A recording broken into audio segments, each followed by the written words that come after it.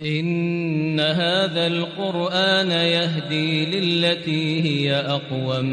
ويبشر المؤمنين الذين يعملون الصالحات أن لهم أجرا كبيرا. الحمد لله نحمده ونستعينه ونستغفره ونؤمن به ونتوكل عليه ونعوذ بالله من شرور أنفسنا ومن سيئات أعمالنا من يهده الله فلا مضل له ومن يضلله فلا هادي له ونشهد أن لا إله إلا الله وحده لا شريك له ونشهد أن محمدا عبده ورسوله. أما بعد، سورت المائدہ کی جو آیت ہم لوگوں نے کل مکمل کی تھی، آیت نمبر 16، اس میں اللہ تبارک و تعالیٰ نے کیا فرمایا تھا؟ بلکہ آیت نمبر 16 تو ہماری ہو چکی تھی، آیت نمبر 19 ہم نے مکمل کی تھی، کہ اس آیت میں اللہ تبارک و تعالیٰ نے جو پیغام دیا ہے اس پہ عمل کرنے والوں کو، کہ یہ جو رسول ہے وہ تمہیں ایک واضح دین کی تم کو تعلیم دیتا ہے. یعنی جو نبی کریم صلی اللہ علیہ وسلم کا جو سلسلہ تھا، جو کہ رسولوں کا سلسلہ، اور نبی کریم صلی اللہ علیہ وسلم کے بعد جو ہے وہ سلسلہ ختم ہوتا ہے، تو اس کے بیچ میں جو گیپ آیا، اس کے بیچ میں جو اللہ تبارک و تعالیٰ نے حضرت موسیٰ اور نبی کریم صلی اللہ علیہ وسلم کے جو درمیان میں جو وقفہ دیا، وہ وقفہ تھا جس میں نے آپ لوگوں کو کل بتایا تھا کہ 620 سال کا، اور کچھ روایتوں میں ہے کہ 600 سال کا وہ وقفہ تھا. ٹھیک ہے، تو اللہ تعالیٰ فرما رہے ہیں کہ جو ہے ہم نے جو تمہیں بشیر بھی بنایا اور نذیر بھی بنایا. ٹھیک ہے، تو بشیرن اور نذیرن کا جو ہے لقب نبی کریم صلی اللہ علیہ وسلم کو دیا گیا. اور اس کے بعد جو آیت مبارکہ ہے اس میں اللہ تبارک و تعالیٰ فرما رہے ہیں کہ وَإِذْ قَالَ مُوسَىٰ لِقَوْمِهِ یا قوم اذکروا نعمت اللہ علیکم. پھر سے حضرت موسیٰ علیہ السلام کا ذکر ہے ان آیات میں، کہ جب موسیٰ علیہ السلام نے اپنی قوم سے کہا، اے میری قوم، اذکروا نعمت اللہ علیکم، وہ نعمت یاد کرو جو تم پر اللہ تعالیٰ نے کی، اذ جعل فیکم انبیاء وجعلکم ملوکا، کہ جب اس نے تم میں سے نبی بنائے اور تمہیں بادشاہ بنایا. وَآتَاكُمْ مَا لَمْ يُؤْتِ أَحَدًا مِنَ الْعَالَمِينَ، اور وہ سب کچھ دیا جو ساری دنیا میں کسی کو نہیں دیا تھا. یا قوم ادخلوا الارض المقدس التي كتب اللہ لکم، اے میری قوم، مقدس زمین میں داخل ہو جاؤ جو اللہ نے تمہارے نام لکھ دی ہے، اور تم اپنی پشت کے بل نہ مڑو. کیا کہا؟ کتب اللہ لکم، یعنی لکھ دی گئی ہے. اس کا کیا مطلب ہے؟ ابھی داخل ہونے کا حکم دیا جا رہا ہے، اور پہلے سے ہی فتح کی بشارت بھی دی جا رہی ہے کہ کتب اللہ لکم ولا ترتدوا علی ادبارکم، اور اپنی پشت کے بل نہ مڑو، فتنقلبوا خاسرین، تو تم خسارہ اٹھانے والوں میں سے ہو جاؤ گے. قالوا یا موسیٰ، انہوں نے کیا کہا؟ اے موسیٰ، بے شک ان فیہا قوما جبارین، ان میں ایک بڑی زور آور قوم ہے، قوم جبار ہے. وَإِنَّا لَن نَدْخُلَهَا حَتَّى يَخْرُجُوا مِنْهَا، اور ہم ہرگز اس میں داخل نہیں ہوں گے یہاں تک کہ وہ لوگ اس میں سے نکل جائیں. فَإِن يَخْرُجُوا مِنْهَا فَإِنَّا دَاخِلُونَ، اور پھر اگر وہ اس میں سے نکل گئے تو بے شک ہم داخل ہو جائیں گے. قَالَ رَجُلَانِ مِنَ الَّذِينَ يَخَافُونَ أَنْعَمَ اللَّهُ عَلَيْهِمَا، جو لوگ اللہ سے ڈرتے تھے ان میں سے دو آدمی جن پر اللہ کا فضل تھا، وہ بولے، ادخلوا علیہم الباب، تم یہ جو دروازہ ہے نا، اس دروازے سے تم داخل ہو جاؤ. فَإِذَا دَخَلْتُمُوهُ فَإِنَّكُمْ غَالِبُونَ، پھر اگر تم اس دروازے سے داخل ہو گئے تو بے شک تم ہی غالب ہوگے. وَعَلَى اللَّهِ فَتَوَكَّلُوا إِن كُنتُم مُؤْمِنِينَ، اور اگر تم مؤمن ہو تو تمہیں اللہ ہی پر بھروسہ رکھنا چاہیے. قَالُوا يَا مُوسَىٰ إِنَّا لَن نَّدْخُلَهَا أَبَدًا مَا دَامُوا فِيهَا فَاذْهَبْ أَنتَ وَرَبُّكَ، کہنے لگے، اے موسیٰ، ہم ہرگز اس زمین میں داخل نہیں ہوں گے جب تک وہ لوگ وہاں موجود ہیں. ایسا کرو تم اور تمہارا رب جا کر لڑو. فَاذْهَبْ أَنْتَ وَرَبُّكَ فَقَاتِلَا إِنَّهَا هُنَا قَاعِدٌ، تم اور تمہارا رب جا کے لڑنا شروع کر دو، اور ہم لوگ تو یہاں پر ہی بیٹھے ہوئے. قال رب انی لا املک الا نفسی. آپ یہ دیکھیے کتنی بڑی نعمت ہے امت محمدیہ کہ حضرت موسیٰ علیہ السلام نے کہا کہ اللہ میرے پاس جو لا املک، میری قدرت نہیں ہے، میری طاقت نہیں ہے، الا کس پر؟ الا نفسی، یعنی مجھے اپنی ذات، وہ اخی، اور میرا بھائی جو حضرت ہارون علیہ السلام تھے، تو انہوں نے کہا بے شک مجھے اپنے آپ پر اپنے بھائی کے سوا کسی پر اختیار نہیں ہے. فافرق بیننا وبین القوم الفاسقین، چنانچہ تو ہمیں اس نافرمان قوم سے الگ کر دے. قال فإنها محرمة عليها 40 سنة، بے شک اللہ تعالیٰ نے وہ مقدس زمین ان لوگوں پر 40 برس تک حرام کر دی. یتیہون فی الارض، وہ زمین میں 40 برس تک ادھر ادھر بھٹکتے رہے. فلا تأس علی القوم الفاسقین، چنانچہ آپ اس نافرمان قوم کا غم نہ کھائیں. تو یہ وہ چند آیات تھیں جو کہ اللہ تبارک و تعالیٰ نے حضرت موسیٰ علیہ السلام کے لیے جو ہے وہ نازل کی. ٹھیک ہے، یعنی آپ یہ دیکھیے کہ سب سے پہلے تو حضرت موسیٰ علیہ السلام اپنے قوم کو جو ہے وہ کس نعمت کے بارے میں یاد کرا رہے ہیں، اس نعمت کے بارے میں یاد کرا رہے ہیں. اور موسیٰ جن کا لقب جو ہے وہ اللہ تبارک و تعالیٰ نے کیا رکھا تھا؟ کلیم اللہ، یعنی اللہ سے بات کرنے والا. یعنی جتنے انبیاء گزرے ان میں اللہ تعالیٰ نے حضرت موسیٰ علیہ السلام کو یہ فضیلت بخشی تھی کہ وہ کلیم اللہ تھے، یعنی اللہ تعالیٰ سے بات کرنے والے تھے. ٹھیک ہے، تو کیا فرمایا جا رہا ہے کہ اللہ تبارک و تعالیٰ نے، میں نے آپ کو جیسے جب ہم نے سورۃ بقرہ کی ہم تفسیر کر رہے تھے تو میں نے ایک واضح طور پہ آپ لوگوں کو ایک بات کہی تھی کہ بنی اسرائیل جو ہے وہ تمام اقوام میں سے جتنی اللہ تعالیٰ نے قومیں پیدا کی ان سب میں سب سے زیادہ لاڈلی قوم تھی اللہ تعالیٰ کی، سب سے زیادہ لاڈلی. یعنی اللہ تبارک و تعالیٰ نے ان کے اوپر اتنے اعجازات کیے، اتنے معجزے نازل کیے، لیکن اس کے باوجود وہ ہر معجزے کو اس طریقے سے جو ہے وہ بیہیو کرتے تھے کہ جیسے اس کی کوئی اہمیت ہی نہیں ہے. ٹھیک ہے، یعنی ہر معجزے کے بعد جو ہے ان کی نئی قسم کی نافرمانی، نئی قسم کی طاغوتی، ان کی جو شیطانی ذہن تھا وہ نئی قسم کا جو ہے وہ سامنے آتا تھا. تو اب اس موقع پہ بھی جو ہے وہ حضرت موسیٰ علیہ السلام جو ہے انہوں نے کیا کہا کہ تم پر اللہ تعالیٰ نے جو احسانات کیے ان کو یاد کرو کہ اس نے تم میں پیغمبر پیدا کیا. یعنی جب کوئی نبی فوت ہو جاتا ہے تو تم میں اللہ تعالیٰ کوئی دوسرا نبی بھیج دیتا ہے، اور تمہارے باپ حضرت ابراہیم علیہ السلام سے لے کر اور اب تک جو ہے وہ تمام کے تمام جو ہے وہ اسی طریقے سے اللہ تعالیٰ نے وحی سے جو ہے وہ تمام انبیاء کو، مرسلین کو جو ہے وہ سرفراز فرمایا. اس کے بعد جو ہے علی الاطلاق خاتم النبیین کون تھے؟ حضرت محمد صلی اللہ علیہ وسلم، کہ آپ حضرت اسماعیل علیہ السلام کے اولاد میں سے تھے اور تمام انبیاء کرام سے اشرف اور افضل تھے. تو جو ارشاد الہی یہاں پر ہے وَجَعَلَكُمْ مُلُوكًا، اور تمہیں بادشاہ بنایا. تو اس جملے کی تفسیر میں حضرت ابن عباس اللہ تعالیٰ عنہما کا یہ قول ہے کہ تم نے اپنے خدمت کے لیے خادم، عورت اور گھر کا استعمال کیا. اس کا کیا مطلب ہے کہ جو ہے وہ عورت اور خادم کو خدمت کے لیے استعمال کرنا، یعنی یہ جو اس آیت کا حصہ نا وَآتَاكُمْ مَا لَمْ يُؤْتِ أَحَدًا من العالمین، یعنی تم کو یہ ساری چیزیں اتنا کچھ عنایت کیا کہ اس وقت کے اہل علم جو لوگ تھے ان کو بھی اللہ تبارک و تعالیٰ نے تمام چیزیں ایک ساتھ نہیں دی تھی. ٹھیک ہے، یعنی جو شیخین ہیں ان کی صحیح میں کیا لکھا ہے کہ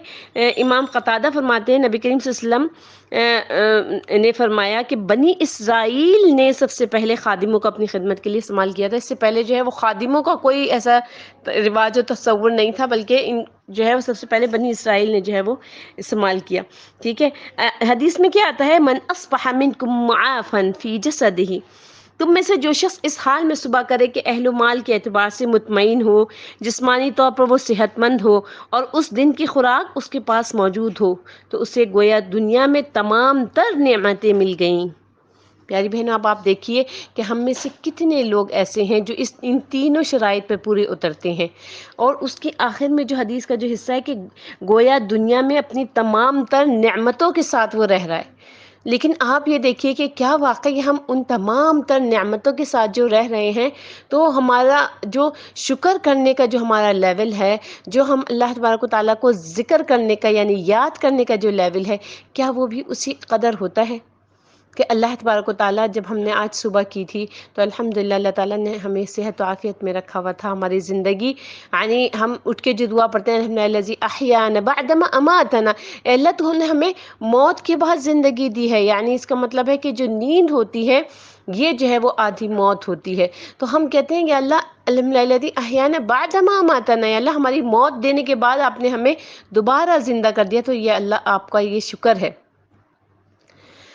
وَإِلَيْهِ النُّشُورُ، اور آپ ہی کی طرف ہمیں پلٹ کے جانا ہے۔ تو یہ تین چیزیں جو ہیں کہ جو ہے وہ اہل و اعتبار کے اہل و مال کے اعتبار سے بھی مطمئن ہے۔ کتنے ہی لوگ ایسے ہوتے ہیں کہ وہ صبح کرتے ہیں اور اس حال میں کہ ان کا جو ہے وہ مال چھن چکا ہوتا ہے، یا ان کے جو اہل و عیال ہیں وہ جو ہے وہ کسی مصیبت کا شکار ہوتے ہیں، ٹھیک ہے۔ اسی طریقے سے جو ہے وہ جسمانی طور پہ صحت مند ہونا، اور اس ایک دن کی، یہ نہیں کہا گیا کہ آگے جو ہے وہ پورے مہینے کا راشن آپ کے گھر میں موجود ہے یا نہیں، اس ایک دن کی اگر خوراک آپ کے پاس موجود ہے، اٹ مینس کہ آپ جو ہے وہ کیا ہے، یعنی آپ کے پاس تمام نعمتیں موجود ہیں۔ تو اللہ تعالیٰ کیا کہتا ہے، لَئِن شَكَرْتُمْ لَأَزِيدَنَّكُمْ، اگر تم شکر کرو گے تو میں تمہیں زیادہ دوں گا۔ تو آپ زیادتی چاہتے ہیں، ہم سب زیادتی چاہتے ہیں، اپنے مال میں بھی زیادتی چاہتے ہیں، اپنے اولاد کی برکتوں میں بھی زیادتی چاہتے ہیں، اپنے لیے خوشحالی بھی چاہتے ہیں۔ ہم وہ شخصیات ہیں، ہم وہ نفوس ہیں جو کہ جنت سے نکالے گئے ہیں، اپنے لیے اس دنیا میں بھی جنت جیسا سامان چاہتے ہیں، اپنے لیے اس دنیا کو بھی جنت بنانا چاہتے ہیں۔ ہر وقت جو ہے وہ ہمارا جو دماغ ہے وہ اس چیز میں کام کر رہا ہوتا ہے کہ کیسے ہم اپنے آپ کو سہولیات جو ہے وہ پرووائڈ کریں، اپنے گھر کو زیادہ سے زیادہ اچھا بنائیں۔ تو اس لیے اپنے اس گھر کو بھی اچھا بنانے کی کوشش کریں کہ جو صرف 2 گز زمین پر ہوگا، اور وہاں پر صرف اور صرف آپ کے اعمال اس کو بہترین بنا سکتے ہیں، آپ کے اعمال اس کو جنت بنا سکتے ہیں۔ تو اس کو بھی جو ہے وہ بہترین بنانے کی کوشش کریں۔ اچھا، اب یہ جو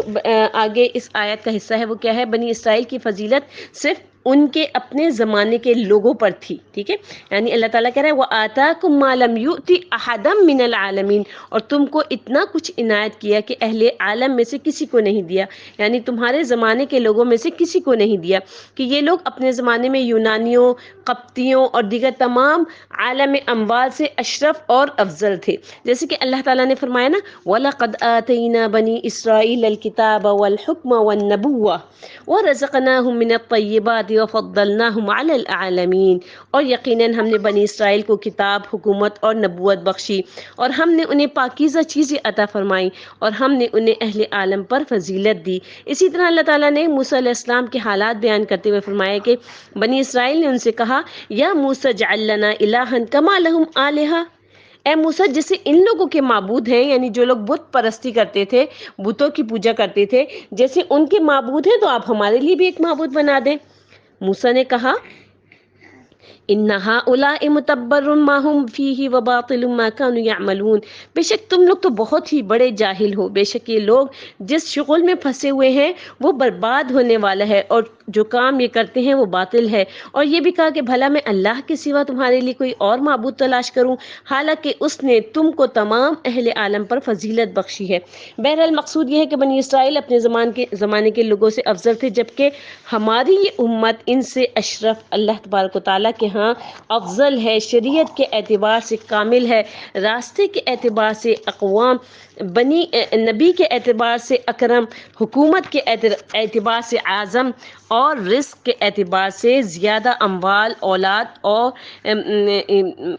اور اولاد کے اعتبار سے بھی بہت زیادہ، اسی طریقے سے مملکت کے اعتبار سے اوسع، اور عزت و اقبال کے اعتبار سے اجوام ہے۔ تو اللہ تعالیٰ نے جو ارشاد فرمایا وَكَذَلِكَ جَعَلْنَاكُمْ أُمَّةً وَسَطًا لِتَكُونُوا شُهَدَاءَ عَلَى النَّاسِ، اور اسی طرح ہم نے تم کو بہترین امت بنایا، یعنی جو امت محمدیہ ہے اس کو اللہ تعالیٰ نے کیا کہا ہے کنتم خیر امت اخرجت للناس، یعنی تم بہترین امت ہو۔ اس سے کیا ثابت ہوتا ہے کہ بنی اسرائیل کے جو آس پاس کی جو اقوام تھی، جو اس زمانے میں یونانیوں کا بہت چرچا تھا، بہت ان کا دورہ تھا، بہت شہرت تھا ان کا، اسی طریقے سے قبطیوں کا بہت زیادہ تھا، جو فرعون کے جو خاندان والے تھے ان کو قبطی کہتے ہیں، تو وہ لوگ جو ہیں ان کی بھی بڑی ویلیو اور بڑی اہمیت سمجھی جاتی، تو اللہ تعالیٰ نے بنی اسرائیل کو ان سب میں فضیلت دی تھی۔ ٹھیک ہے، لیکن جو امت محمدیہ ہے اس کے لیے قرآن میں کیا الفاظ آئیں؟ کنتم خیر امتن، تم بہترین امت ہو. ٹھیک ہے جی. اچھا اب جو ہے وہ موسیٰ علیہ السلام نے پھر کیا کیا کہ اپنی قوم کو ارض مقدس میں داخل ہونے کا حکم دیا، اور پھر ان کی قوم نے کیا جواب دیا کہ اللہ تبارک و تعالیٰ نے یہ بیان فرمایا کہ موسیٰ علیہ السلام نے بنی اسرائیل کو یہ ترغیب دی کہ وہ جہاد کریں اور بیت المقدس میں داخل ہو جائیں، جو ان کے باپ حضرت یعقوب علیہ السلام کے زمانے میں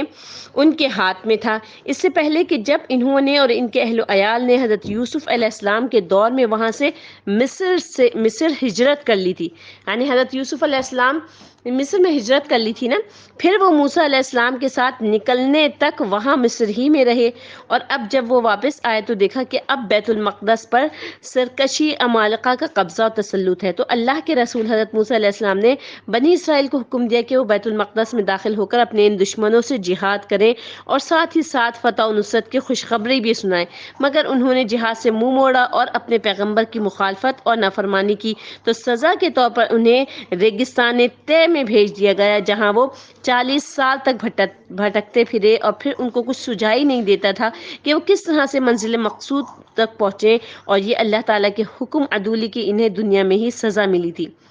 تو جو یہ بیان ہے نا، یا قوم ادخلوا الارض المقدسہ، یعنی مقدسہ سے یہاں مراد کیا ہے؟ جس کے لیے آگے فرمایا التی کتب اللہ لکم، جسے اللہ تعالیٰ نے تمہارے لیے لکھ رکھا ہے، یعنی اس کے لیے اللہ تعالیٰ نے تمہارے باپ اسرائیل کی زبانی تم سے یہ وعدہ فرمایا ہے کہ یہ تم میں سے ان لوگوں کی وراثت ہوگی جو مؤمن ہوں گے. وَلَا تَرْتَدُّوا عَلَىٰ أَدْبَارِكُمْ، اور دیکھنا مقابلے کے وقت پیٹ نہ پھیرنا، یعنی جہاد سے منہ نہ موڑنا، ورنہ کیا ہوگا؟ نقصان میں پڑ جاؤگے. یعنی یہ چیز جو ہے، جسے میں نے ابھی آپ لوگوں کو بتایا تھا تلاوت کے دوران، کہ جو بنی اسرائیل تھے ان کو پہلے سے بتا دیا گیا تھا کہ تم اس زمین میں داخل ہوگے تو تم جو ہے وہ تم ہی غالب ہوگے، تم داخل تو ہو،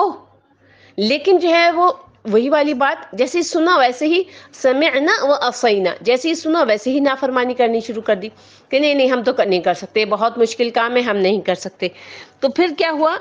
کہ اور انہوں نے کہا کیا، اس کے لیے کیا وجہ کیا بیان کی؟ وہ کہنے ہیں کہ موسیٰ بے شک وہاں تو بڑے زبردست لوگ رہتے ہیں، اور جب تک وہ اس سرزمین سے نکل نہ جائیں یقیناً ہم وہاں داخل نہیں ہو سکتے، اور اگر وہ وہاں سے نکل جائیں گے تو پھر ہم داخل ہو جائیں گے. یعنی انہوں نے عذر کیا پیش کیا کہ جس شہر میں داخل ہو کر جہاد کرنے کا تم ہمیں حکم دے رہے ہو، وہاں بہت بڑے زبردست لوگ ہیں جو کہ جسمانی طور پر بہت طاقتور ہیں، اور ہمیں جو ہے وہ ان کا مقابلہ کرنے کی تاب نہیں ہے، لہذا جب تک وہ اس شہر میں موجود ہیں تو اس وقت تک جو ہے وہ ہم یہاں پر داخل نہیں ہوں گے. تو یہ جو اس چیز کے بارے میں جو حکم ہے کہ بیت المقدس اور ہیکل سلیمانی، جو آج کل جیسے کہ وہ ہے نا،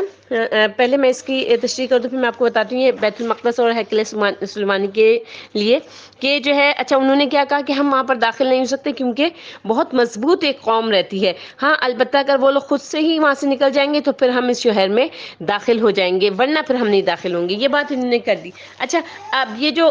بیت المقدس اور ہیکل سلیمانی جو ہے اس کی تاریخ کیا ہے